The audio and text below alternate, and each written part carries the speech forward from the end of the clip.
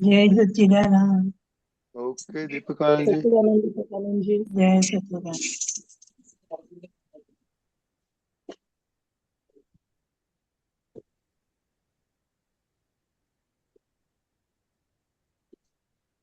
દીપકાનંદજી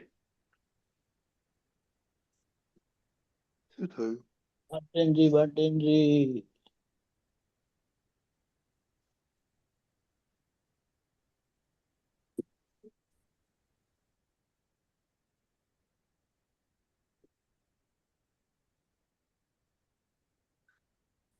દીપકાનંદજી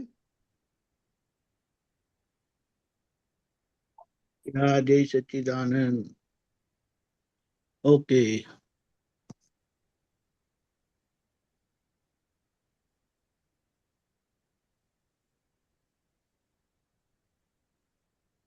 સામો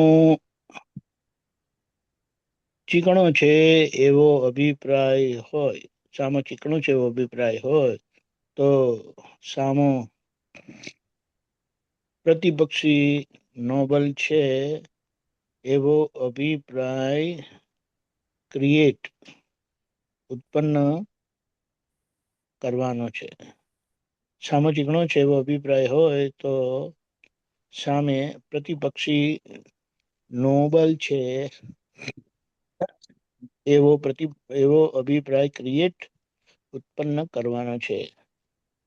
અને શું કહેવાય, આગળનું અજ્ઞાન સંજોગોના ધક્કામાં ખાલી થાય અને આપણે શું કરવાનું તો કે ત્યાં જાગ્રત રહીને એને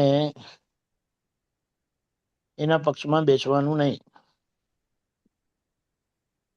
કેટલી વખત આપણે એમના પક્ષમાં બેસી જતા હોઈએ છે અને વાત બધી બગડી જાય.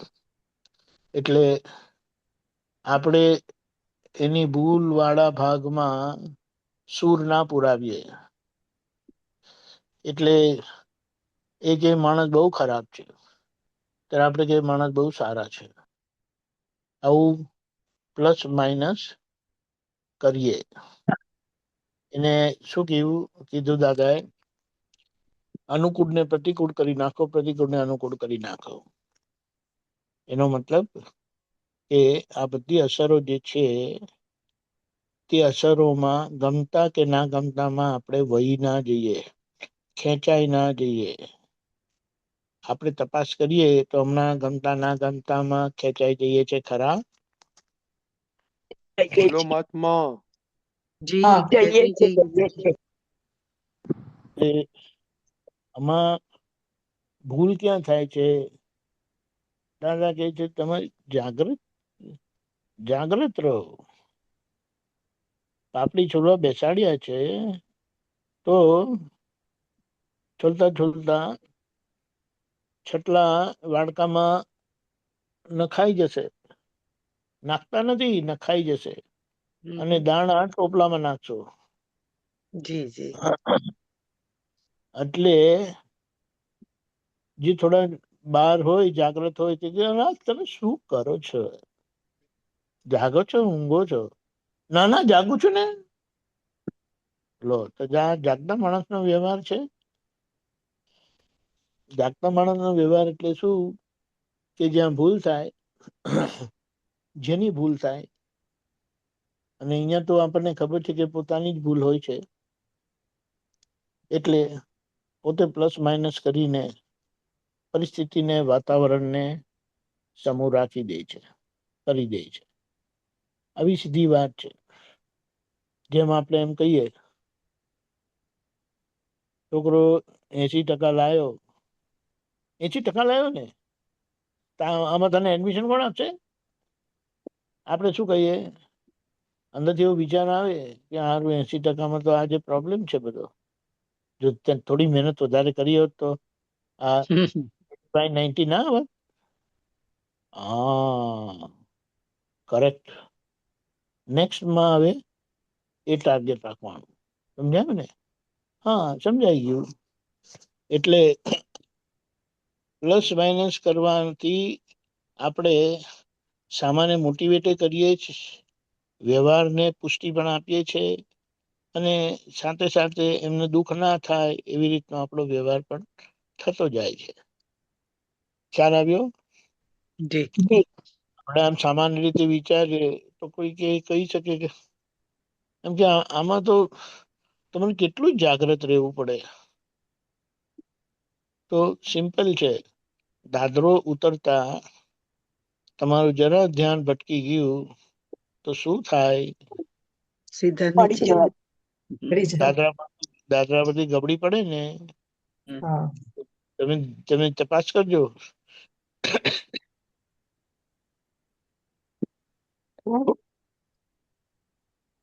દાદરો ઉતરતા હોય ને ત્યારે કોઈની જોડે મગજમારી નથી કરવાના તમે જોજો. બરોબર છે. કેમ? કારણ કે ત્યાં નુકસાન સામું દેખાય છે.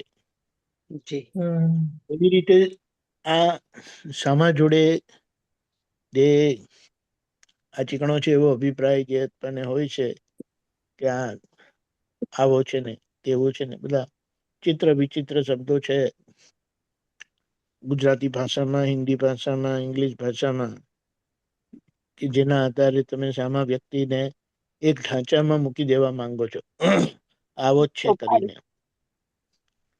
ત્યારે કોઈ પણ વ્યક્તિ કાયમના માટે એક સરખા હોતા નથી.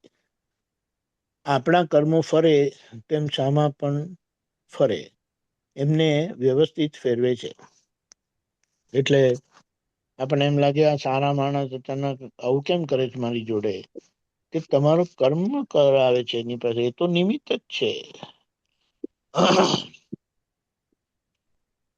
એક આ વાત છે. અને બીજી એક જરા આગળની ઝીણી વાત એમ છે કે સામા ચીકણા છે એવા છે અને તમારે એમની જોડે ડીલિંગ આવે છે તો આપણું એમના માટે એક નેગેટિવ નિમિત્ત થાય છે.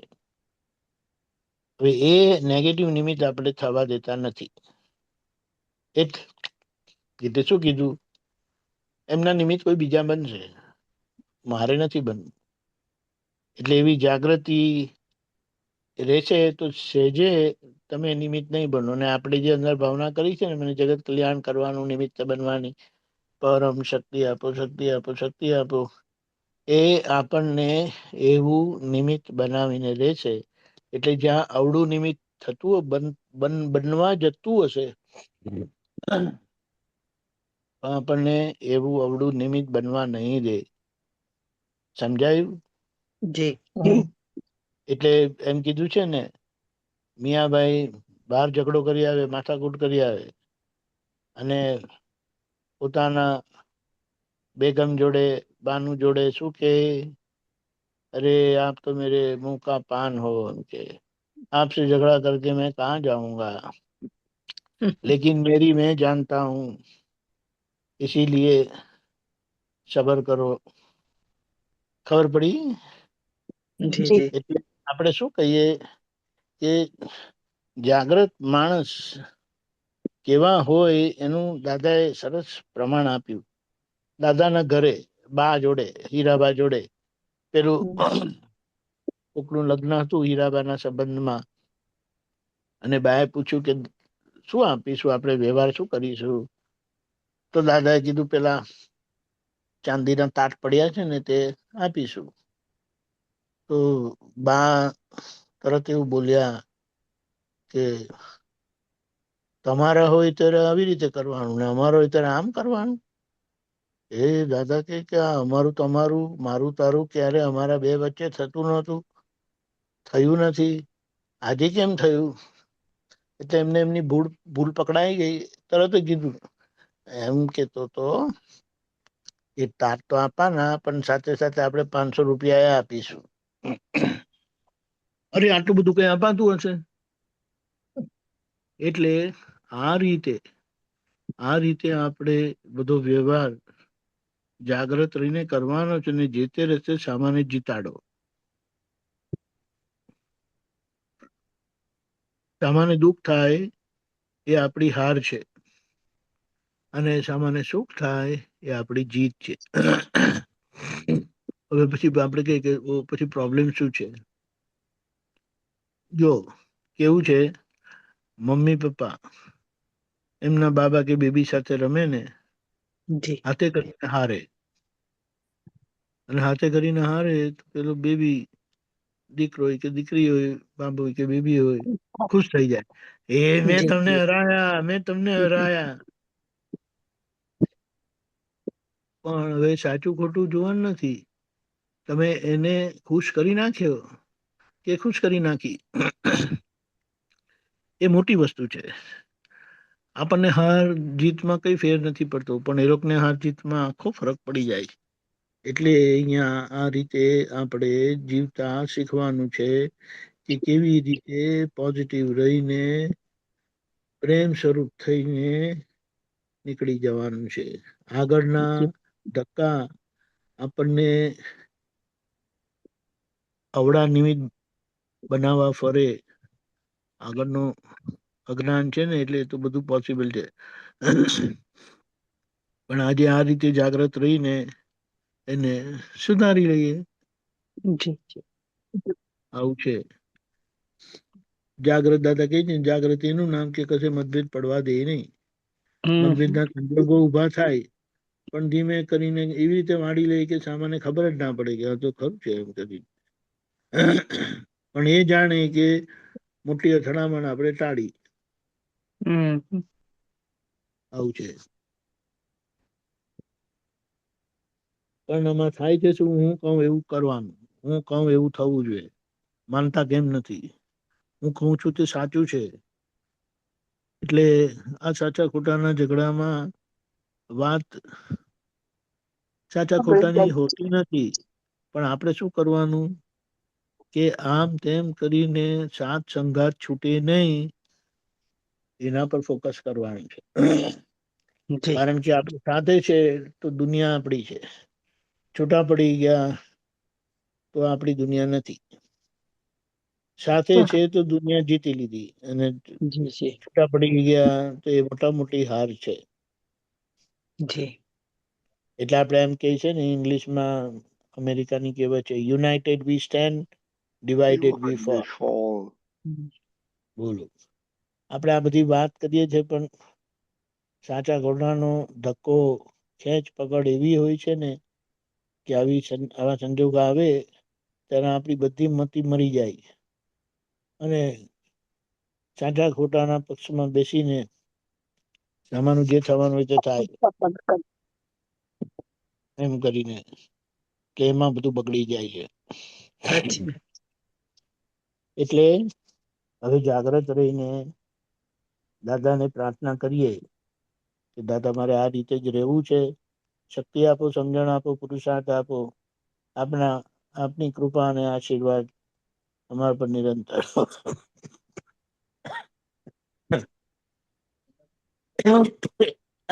બોલો. બોલો, કોઈ 2 મિનિટ છે? કોઈને પૂછવું છે? કેમ બધા શાંત થઈ ગયા? બધા પોતાના એક્સપિરિયન્સ વિચારવા માંડ્યા?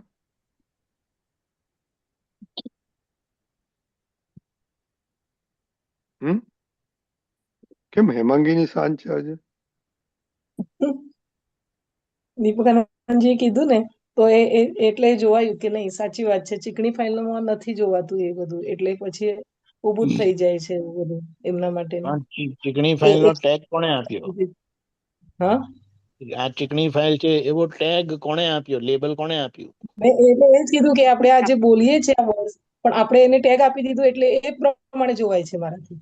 આમાં જોવાનું છે શું? સામા ચીકણા નથી, તમે ચીકણા છો હા ભાઈ. હા, એટલે મારામાં છે, મારામાં છે, મારામાં તો છે. એટલે કે તમારી ચિકાસ ગઈ તો સામા તો સહજ જ છે.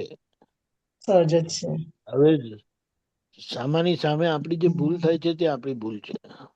એટલે ત્યાં જાગ્રત રહો કે છે, એવું છે. આ અને રીતે સેજે દીપકાનંદજી આજે સવારથી આવું જ થતું હતું કે આવું કેમનું થાય છે કે કેટલું બી આપણે જોવાનો પ્રયાસ કરીએ છીએ તો બી એમાં મિક્સઅપ થઈ જ જાય છે, મિક્સઅપ થઈ જ જાય છે વ્યવહારમાં. એને કઈ વાંધો નહીં, મારે જોવું છે, મારે જુદા રહીને જોવું છે, દાદા મને શક્તિ હા, આપો. એ આપો. કારણ કે મારાપણાની લપ, હમ મારાપણાની ચીકાશ બહુ ભારે હમ છે. બહુ ભારે. ને આજે બધાને એવું જ છે. મારાપણું આવ્યું ને પોતાપણું, પછી બધું અંધારું થઈ જાય. જી જી હમ લાગ્યો આવું છે બધું. હમ. કરેક્ટ. જય હા, સચિદાનંદ.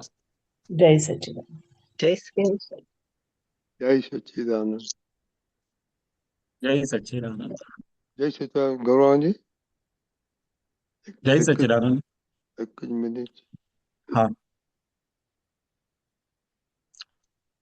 પ્રાતઃ વિધિ. ચાલુ કરો, હું મૂકું છું.